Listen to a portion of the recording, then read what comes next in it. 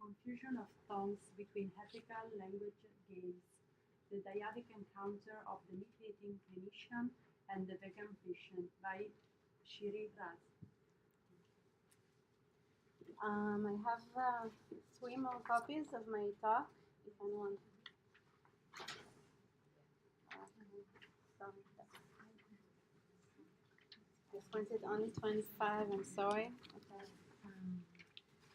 Actually, I have one if somebody else needs another one.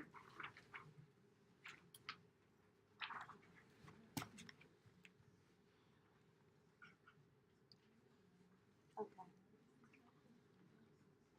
Ferenczi was the first to recognize that trauma, when not authentically, emotionally acknowledged by the clinician, puts the patient and the entire therapeutic process in jeopardy.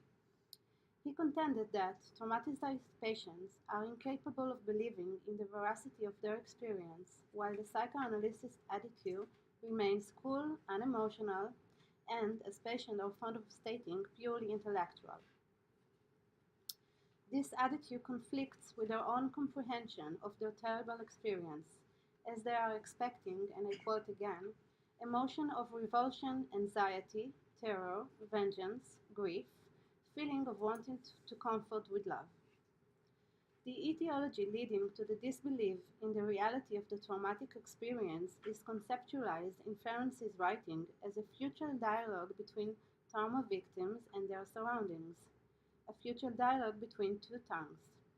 According to him, when the trauma occurred, the offensive or not protective company could not cope with the guilt, thus avoided assisting the child in understanding what happened to him and processing his emotions. And so, in an aspiration of the surrounding to repress the traumatic experience into their subconsciousness, and I quote, such things are simply hidden in a deadly silence. This destructive etiology reoccurs in the therapeutic dyad, according to Ferenczi, as clinician remains cool, silent, and emotionally distanced from the issues adult patients bring to the room.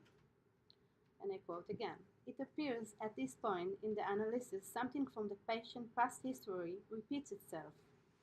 The analytical situation, i.e., the restrained coolness, the professional hypocrisy, and, hidden behind it but never revealed, a dislike of the patient which nevertheless he felt in all his being, such a situation was not essentially different from that which in his childhood had led to the illness.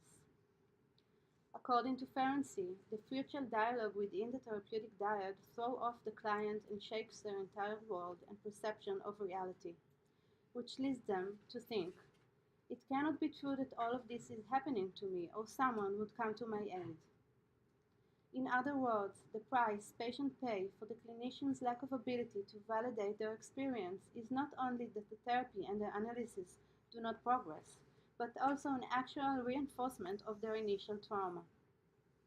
Contemporary psychoanalysts have adopted Ferenczi's conclusion and expanded their understanding of the intersubjective trauma of a future meeting of the two tongues.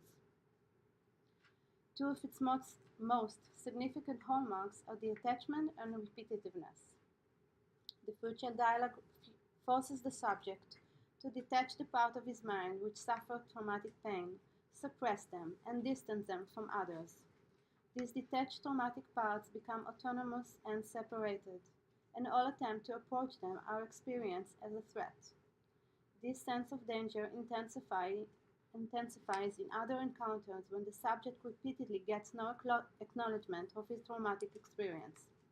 This detachment creates a terrifying experience for the subject of a senseless world and a fragmented mind which chronically and hopelessly aches to reconnect the detached part of itself.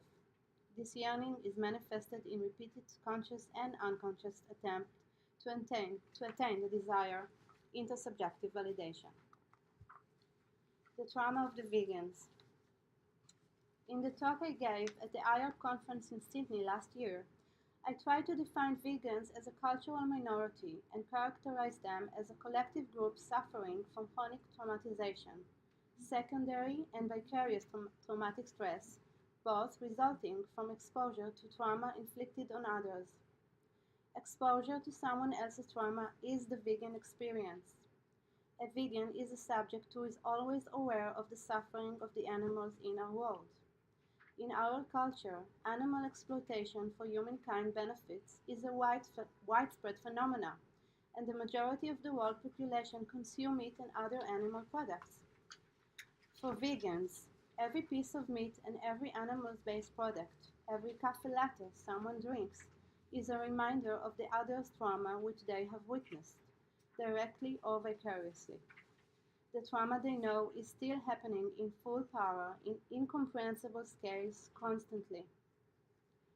Vicarious traumatization, which I and others believe is characteristic of most vegans, refers to a state in which the exposure to the traumatic material, unlike in secondary traumatic stress, does not necessarily lead to post-traumatic stress symptoms, but entirely change one's experience. I obviously talk about vegans for moral issues and not from health or eco issues. This change of experience may manifest in mood changes and dramatic shift in the vegan's perception of the people around them, of themselves and of the world, causing them to see it as a dangerous and cruel world, while unwanted images of traumatic events often penetrate their consciousness. Most of their closest friends and family members, as well as most of society, are oblivious to this vegan vicarious trauma, for two intertwined reasons. First, they themselves don't experience animal trauma as vegans do and will usually differentiate both conceptually and emotionally the suffering of a dog from that of a cow. Secondly, most of them participate daily in generating animal trauma, thus unknowingly contributing to the anguished vegan's vicarious trauma. This traumatic experience has been defined by Claire Mann, an Australian psychologist, as dystopia, and described by Yaki Sagi, an Israeli clinical psychologist, as the vegan burden, and I quote Yaki. Imagine the world you knew disappeared, and when it returned, it was all made up of slices of hell. Imagine that the grocery stores, the restaurants, and the cafes all became home of the products of hell. Imagine that your loved one turned out to be accomplices to absolute evil, to physical and mental torture, to terrible apathy. Your friends from school, your neighbors, your family, they all consume and fund the assemble of horrors involved in the production of milk, meat, and eggs. This is the world that comes into focus through the vegan lens. This is the vegan burden. Society contributing to the animal's drama and its obliviousness to the vicarious traumatic stress it inflicts on vegans cause vegans to question their perception of reality and leave them feeling isolated and hurt. J.M. Coetzee, the writer, described this horrifying experience through Elizabeth Costello, the protagonist, in his novel. And I quote him. Is it possible, I ask myself, that all of them are participants in a crime of stupefying proportions? Am I fantasizing it all? I must be mad. Yet every day I see the evidence. The very people I suspect produce the evidence, exhibit it, offers it to me. Corpses, fragments of corpses that they have bought for money. I look into your eyes, into Norma's, into the children's, and I see only kindness, human kindness. Calm down, I tell myself. You are making a mountain out of a molehill. This is life. Everyone else comes to terms with it. Why can't you? Why can't you? Etiologically, in spite of the differences between the experiences, these descriptions highly resemble the intersubjective trauma described by Ferenczi. The subject experiences intense emotional trauma, but when expecting the people around them to validate the severity of the event and legitimize their pain, they are faced with deadly silence, literally. This experience makes them feel isolated and leave them to question their perception of reality. This painful experience may reoccur in a dangerous way within the therapeutic diet. Testimonies of vegan patients, of which I intend to share only a few for lack of time, reveal that the same characteristic Ferenczi witnessed in his patients may appear in the diet of the vegan client and the non-vegan clinician. I call this phenomena confusion of tongues between ethical language game. The term confusion of tongue between ethical language game is based on Ferenczi's traumatic etiology and Wittgenstein's language game concept. and I quote Wittgenstein. It is only in normal cases, wrote Wittgenstein in his investigation, that the use of a word is clearly prescribed. And if things were quite different from what they actually are, if rule became exception, and exception rule, or if both became phenomena of roughly equal frequency, this would make our normal language game lose their point. Animal product consumption is commonly perceived as normal and necessary, but only because of cultural circumstances. For vegans, standard terms and mundane actions such as barbecue with friends, having cow's milk in your coffee, or wearing leather shoes are all experienced as violent and terrifying. It's a meeting between two competing ethical language games. This confusion of these two conflicted ethical language games, similarly to Ferentz's confusion of tongues, generates an intersubjective trauma. When this happens within the therapeutic dyad, it jeopardizes the patient's entire therapy. This confusion between tongues and ethical language games comes in many forms. One is regarding veganism as a mere dietary choice, devoid of emotional or mental significance. Another one is referring to veganism as a symptom of an interpsychic or phantasmatic conflict that stems from early trauma. This type of traumatic reenactment towards the patient disregards the simple objective truth many vegans acknowledge, that the patient perceives the animal as suffering subject in their own right, and not as a representation of something else that occurred in the patient's past or present. This confusion between tongues and ethical language game can be seen in Freud's early study case of Little Hans, in which Freud did not consider the child's experience of the horse as a horse, but only as a phallic representation.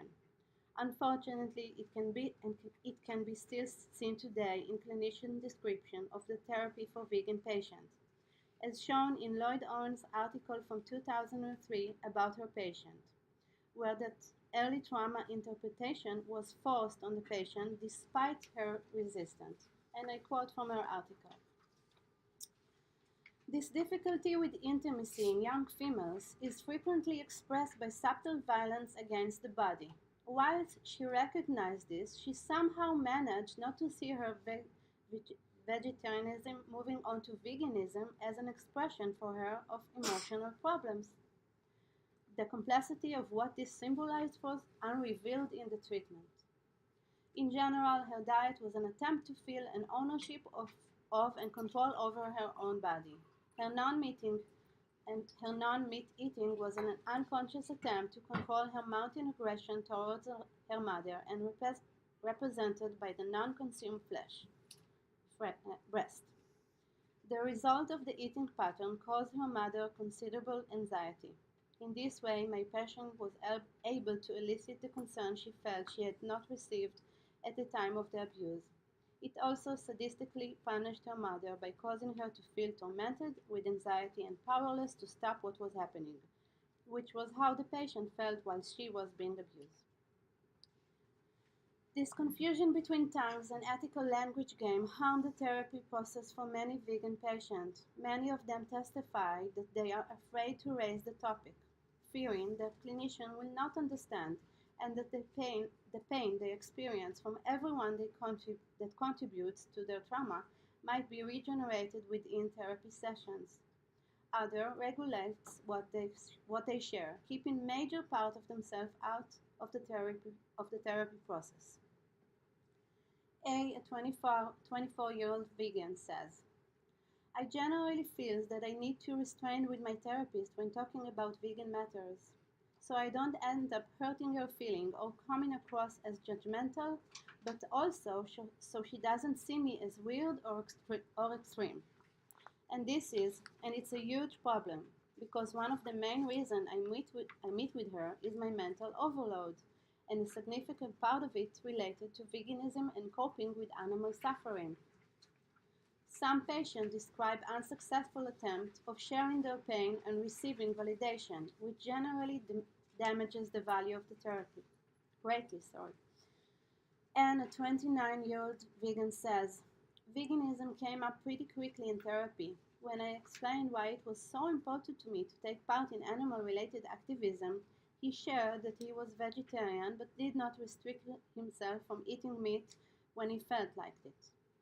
In that instant, I lost the connection I felt towards him.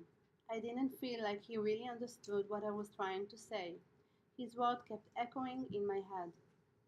M, a 38-year-old vegan, says, transitioning to veganism exposed me to unbearable anguish that I couldn't handle on my own. I started seeing a psychologist and told him what I felt. I could not believe that he didn't understand. I spoke about the pain I felt towards my family and other people around me in the vegan context, but he always interpreted it as me identifying with the weak. Eventually, I felt like I was losing my mind when I met with him. In some of our meetings, I just avoided mentioning it because I knew it would hurt me, and in others, I just couldn't speak at all.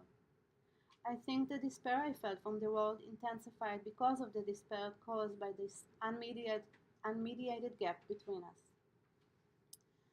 These first-person quotes from vegan patients demonstrating different types of confusion of ethical language game may naturally raise unpleasant feelings among clinicians with different point of view regarding animal conceptions.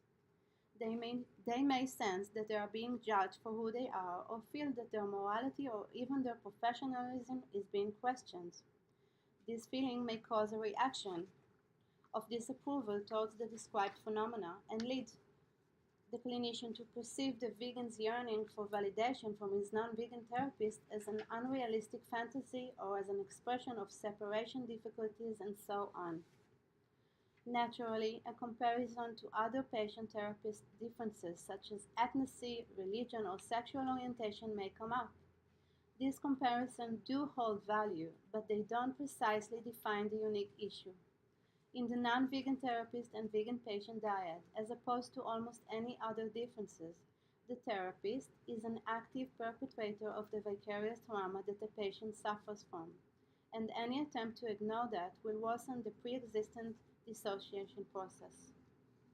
Near the end of his diaries, where he profoundly discussed the confusion with tongue etiology, Ferenczi states, I quote, "The only course left for the analyst is to be honest with the patient about his own real feelings, acknowledging that every other option will deepen the pain and loneliness of the patient. Accordingly, I too believe that only the courageous path of honesty that Ferenczi left behind can help us deal with the unique therapeutic dilemma of the vegan patient and the non-vegan clinician. Only an honest, authentic dialogue, which can validate the patient's vicarious trauma and acknowledge the painful clashes between the two different language games, can assemble the detached traumatized part of the patient back into their own mental boundaries. Although it is difficult, this may be our only way to help our vegan patients establish a coherent grasp of reality and, most importantly, not leave them alone again with their traumatic pain."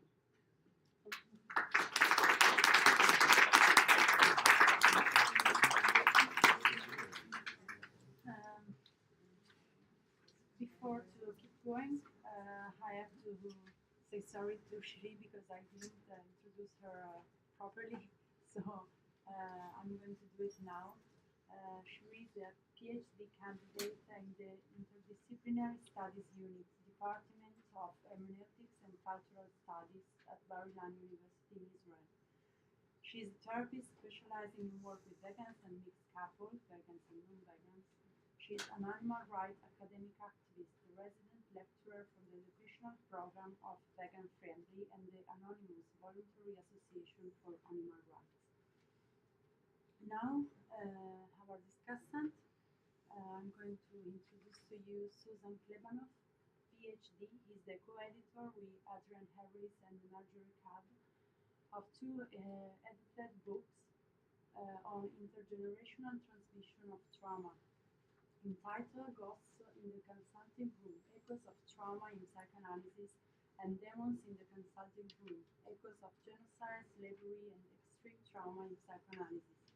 She is on the faculty of the Stephen Mitchell Relational Studies Center and adjunct clinical supervisor at NIP. She has written and presented on eating disorder, immigration, uncertainty in psychoanalysis, and intergenerational translational trauma. She is in private practice in New York City. Thank you to IARPP for inviting me to be a discussant on this panel about ethics, both inside and outside the consulting room.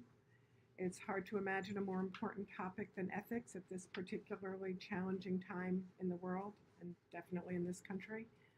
I want to thank Zohar and Shiri for their thoughtful and thought-provoking papers.